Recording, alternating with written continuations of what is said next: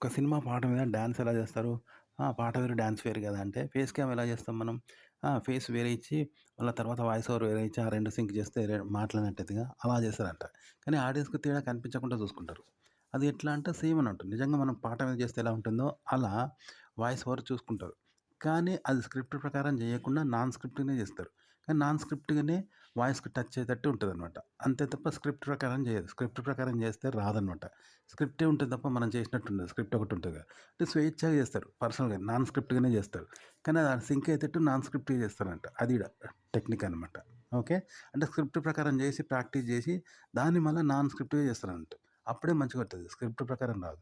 But non స్క్రిప్ట్‌గా చేస్తే face feeling అనేది స్వేచ్ఛగా, స్వతంత్రంగా ఉండి స్టైల్‌గా, ఫ్యాషన్‌గా ఉంటది. స్క్రిప్ట్ ప్రకారం చేస్తే కావాలని చేసినట్టు ఒక పని బాధ్యతగా ఉంటది. బాధ్యత లేనోడు అల్లరిగా, చిల్లరగా ఏ బాధ్యత లేనోడు స్వేచ్ఛగా ఎట్లా ఉంటాడో ఫ్రీ బర్డ్ లాగా అలా ఉంటదంట నాన్ స్క్రిప్ట్‌గా. కాబట్టి ముందు స్క్రిప్టెడ్ అనేది చూసి దాన్ని చేసి దాన్ని నాన్ స్క్రిప్టెడ్‌గా చేస్తారు గుడ్డిగా. చేసేటప్పుడు బాగొస్తది. ఫ్రీ బర్డ్ లాగా గుడ్డిగా స్వేచ్ఛగా ఇష్టం ఉన్నట్టు పర్సనల్‌గా ఎగినట్టు. మళ్ళీ అది పాటో సింక్ అయితది. అట్లుంటదనమాట.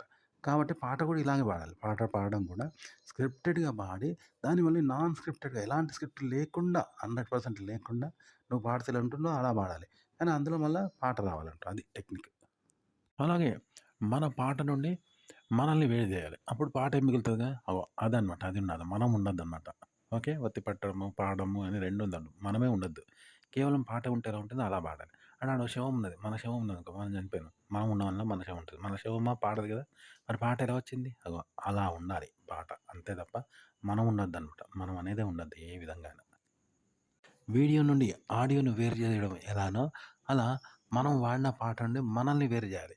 అంటే అప్పుడు ఆ పాటే ఉంటదిగా, అలా రావాలన్నట్టు. అంటే మనం ఉండొద్దన్నట్టు. మనం ఉండకుండా పాడాలి. అంటే మనం అనేది ఒత్తిడితోటి పాడతాం, ఆలోచించి పాడతాం. మనము అనేది ఆలోచన, ఆత్మ, హృదయం ఇవన్నీ ఇది జేస్తాం గదా! వీటి ఆనవాలు లేకుండా పాట పాడాలన్నమాట. అప్పుడు మనం పాడే పాటలో మనం ఉన్నాం. పాట ఉంటది. అంటే వీడియో నుండి ఆడియో తీసేస్తే కేవలం వీడియో ఎట్లుంటదో అట్లన్నప్పుడు మనం ఉండకుండా పాట వస్తదంట. అలా రాణించాలంటే ఒత్తిడి లేకుండా పాడాలి. కానీ ఒత్తిడితో పాడితే ఎలా పాడతామో అదే ఒత్తిడి లేకుండా రాణించాలి. అంటే అది నాన్ జెన్యూన్ అంటే అదొక ఫోటోగ్రాఫ్స్ తోటి భ్రమ కల్పిస్తారు చూసినావా? ఆకాశంలో దిగినట్టు, పెద్ద ఈఫిల్ టవర్‌ను పట్టుకున్నట్టు, నోట్లో రైలు బండి పోయినట్లు చేస్తారు. అలాంటి మ్యాజిక్ అన్నమాట ఇది కూడా. ఇది ఎలా అంటే కళ్ళు మూసుకొని తెలియని భాషను చదవాలి. ఎట్లా చదువుతాం? కళ్ళు తెరిస్తేనే చదువులేని భాష అది. కళ్ళు మూసుకున్నావు. తెలియని భాషను చదవాలంటే కష్టం గదా! అట్లుంటది మన అనుభవం ఇక్కడ. ఓకే. అట్లనమాట. ఈ స్థితిలో పాట రావాలి. అది ఎట్లొస్తదో మనకు గూడా తెలవదు. ఎందుకంటే తెలియని భాష నువ్వు చదవలేవు. పైగా కళ్ళు మూసుకున్నావు. నీకేం తెలుస్తది? పాడేటప్పుడు ఆ పాట నీకు తెలవదన్నట్టు అలా ఉంటది నీ అనుభవం. తెలియని అనుభవం. ఏంది ఎట్లంటే మనం ఉండొద్దు. మన పాట ఉండొద్దు. ఎందుకంటే మనమే పాట పాడతాం కదా! పాట మనం ఉండొద్దు, మనం ఉండొద్దనుకో ఎట్లుంటది? అంటే డ్రైవర్ లేడు, కార్ లేడండ్ల. డ్రైవర్ నడుపుతాడు, కార్ నడుపుతాడు.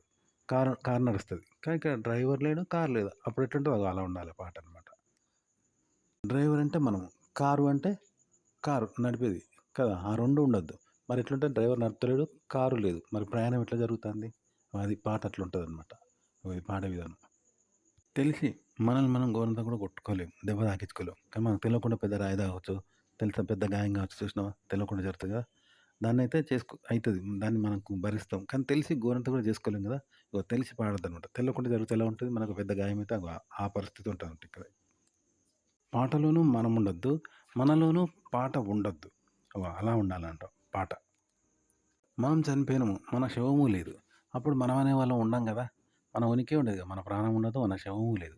కాబట్టి మనం అనేది ఎవరికీ తెలీదు గదా! అట్లన్నట్టు. పాట అనేది అలా ఉండాలన్నమాట. మనం బోయినము, మన ప్రాణం బోయింది. మన శవము లేదు. మన ప్రాణము లేదు. మాయమైపోయింది. ఇప్పుడు మనం ఉండం ఇగ. మనం అనేది ఎవరికీ తెలీదు గదా! కానీ ఈ ప్రపంచం అయితే ఉంటది గదా! మనం వాళ్ళకి తెలవదు. వాళ్ళు మనకు తెలవదు. కానీ ఈ ప్రపంచం అయితే ఉంటది గదా! అది అన్నట్టు పాట అంటే అట్లా. అది కావాలి. పాట ఎలా అంటే, మనము పాట ఎలాంటిదంటే, పగలు, రాత్రి లాంటిదనమాట. పగలు, రాత్రి తెలుసు కదా! ఈ 2 ఉంటాయి. అంటే పగలున్నప్పుడు రాత్రి ఉండదు. రాత్రి లేదంటే ఖచ్చితంగా పగలుంటది. అట్లుంటది. పగలుందంటే రాత్రి పోతది ఖచ్చితంగా. కానీ ఈ 2 లేవనుకో ప్రపంచంలో, పగలు లేదు, రాత్రి లేదు. అంటే ఏముంటది? ఇట్లా అన్నట్టు. మనము లేము, పాట లేము. అప్పుడెట్లుంటది? అలా ఉండాలంట పాట. అది. అంటే ఎలా ఉంటదంటే, మనం పాడతలేము. కాబట్టి పాటొస్తలేదు. మరేమొస్తదంటే, మనకు అతీతంగా ఒక శబ్దం వస్తాంది. బయట ఎన్నో శబ్దాలుంటాయి గదా! డోమని ఏదో పేలింది. కంచె మోగింది, కనకం మోగింది, బాంబు పేలింది. మనకు అతీతంగా ఉన్నాయి గదా! అవి మనం పాడేటివి గావు. ఆ! మనము పాడలేనిది, పాడేది గాదు కదా! అది పేలితేట్టుంటే ఒక గాథ అన్నమాట. అంతేగాని ఇక్కడ మనకు సంబంధం లేదనమాట. అట్లాంటిది పాటంటే. అంటే పాట లేదు, పాడేవాడు లేడు. మరేంటా శబ్దం అంటే మనిషి పాడే శబ్దం గాదు. మనిషి చేస్తలేడు. 2 మానవాతీతమైన శబ్దం అది. విన్నావా? అంటే రాయి రప్పలు అయ్యే శబ్దం అది. మనిషి చేసే శబ్దం కాదు. దాన్ని మనిషి గూడా అనుకరించలేడు. మనిషి గూడా అనుకరించేది కాదు కదా! అలాంటి శబ్దం అన్నట్టు. మానవాతీత శబ్దం. గంట, గింట బయట శబ్దాలయితాయి గదా! బాంబ్ బ్లాస్ట్ అవన్నీ. మనిషికి అతీతమేగా. దాని జోలికి మనిషి పోడు గదా! ఒక పాట అలాంటిదనమాట. పాట ఎలాంటిదంటే ఇప్పుడు పిచ్చి గీతలు ఉంటాయి గదా! పిచ్చి పిచ్చి గీతల్లో భాష అనుకుంటామా? వాటికి అర్థం ఉన్నదనుకుంటామా? అది భాష కాదు కాబట్టి మనకు తెలవదు. అది పిచ్చి గీతలు అనుకుంటాం. వాటికి అర్థం ఉండదనుకుంటాం. అర్థం ఉండదు. ఇలాంటిదే పరభాష గూడా అంతే. మన తెలుగు కాకుండా వేరే భాష చైనా, గీనా, గీనా, బ్రెజిల్ ఏదెక్కడో ఉంటదనుకో. అది భాష కాదనుకుంటాం. భాష అని తెలవదు. దాని అర్థం తెలవదు. అది ఎట్లా మనం పలుకుతారో తెలవదు. ఆ పదాలు తెలవదు కదా! ఏమీ తెలవదు. కాబట్టి మనం మాట్లాడలేం. అది తెలవనే తెలవదు మనకు. పూర్తిగా తెలవంది కదా! మాట్లాడలేనిది మాట్లాడడం కూడా అర్థం లేదనుకోని తెలవక. ఒక పాట అలాంటిదనమాట. ఓకే. దాన్ని ఒక మనిషి పాడుతున్నాడు, అర్థం చెప్తున్నాడు. అంటే ఏందన్నట్టు మనకు తెలవని భాష అది. చైనా, గీనా, గీనా ప్రపంచం. అదొక మన మనిషి కంప్యూటర్ మనిషిని తప్ప అది చెప్పలేడు. ఎందుకంటే కంప్యూటర్ మనిషికి అన్ని భాషలు తెలుసట. మరి మనకు తెలుస్తాయా? తెలవయి కదా! తెలియని భాషని ఎట్లా చెప్తావు? ఎట్లా వాడతాను? ఎట్లా అర్థం చెప్తాను? ఎట్లా మాట్లాడతాను? ఈ పిచ్చోడు ఇంటాడు వీడు అనుకుంటారు కదా! చైనా, గీనా మాట్లాడితే పక్కోళ్ళు. దాని అర్థం తెలవదు, గిర్థం తెలవదు. పిచ్చిగా మాట్లాడతా అనుకుంటారు కదా! అలాంటిదనమాట. పాట అంటే అలాంటిదనమాట. పాట ఎలాంటిదంటే బాంబ్ బ్లాస్ట్ అంట అనుకుందాం. ఒక శబ్దం బాంబ్ బ్లాస్ట్ కానీ ఏదో శబ్దాలు ఉంటాయి కదా! కంచం మోగినట్టు ఏదో శబ్దాలు వస్తాయి. అవి మనిషి నోటితోటి పలికేది కాదు కదా! నోటితో దాన్ని పలకము, నోరు కాదు. నోటితో రాదు. నోటి శబ్దం కాదు. అది వేరే వస్తువు శబ్దం. కాబట్టి అవి నోరుతో పలకలేనివి, పలకం కూడా. పలకలేము, పలకం కూడా. అలాంటి శబ్దం అన్నట్టు. పాట అనేది అలాంటిదనమాట.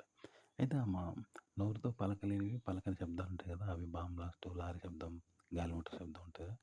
అలాంటివన్నమాట. మళ్ళా అలాంటివి అవి చేయకుండా వాటికి అతీతమైనవి శబ్దాలు అవి చేయలేనివి, అవి పలకలేనివి, వాటికి అతీతమైన శబ్దాలు ఉంటాయి చూసినావా? వాటిని పలకాలి. అంటే ఎట్లా పలుకుతాం? వీటిని పలకలేం. వాటిలో పలుకుతాం. అలాంటిదన్నమాట పాట అంటే. నోరుతో చేసే శబ్దం లాంటిది పాట. అలాంటి శబ్దం చేసేదే పాట.